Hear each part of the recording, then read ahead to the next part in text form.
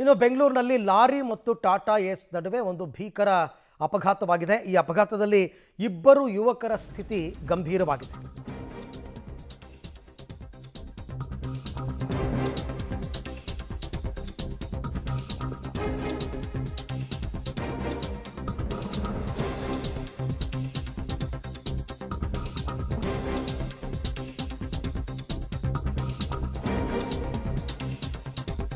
ನೋಡಿ, Kodigehalli railway gate ಬಳಿ ಬೆಳಗ್ಗೆ 5:30ಕ್ಕೆ 5:20ಕ್ಕೆ ಸಂಭವಿಸಿರುವಂಥದ್ದು ಘಟನೆ.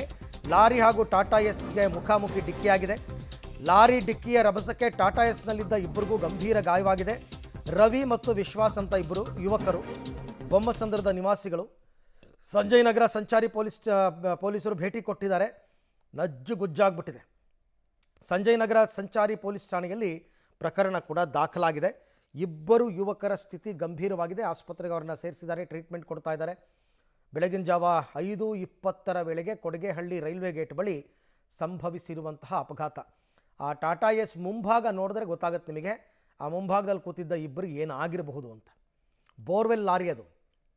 ಆ ಬೋರ್ವೆಲ್ ಲಾರಿ ಡಿಕ್ಕಿ ಹೊಡೆದಿರೋದು ಟಾಟಾ ಎಸ್ಗೆ. ಅದೇನು ಒನ್ ವೇನಲ್ಲಿ ಬಂದ್ರಾ ಅಥವಾ ಟೂ ವೇನಲ್ಲೇ ಆಗಿರ್ತಕ್ಕಂಥ ಆಕ್ಸಿಡೆಂಟಾ? ಒಟ್ಟಾರೆ ಇವಾಗ ಆಕ್ಸಿಡೆಂಟಿಂದಾಗಿ ಇಬ್ಬರು ಯುವಕರ ಸ್ಥಿತಿ ಗಂಭೀರವಾಗಿದೆ.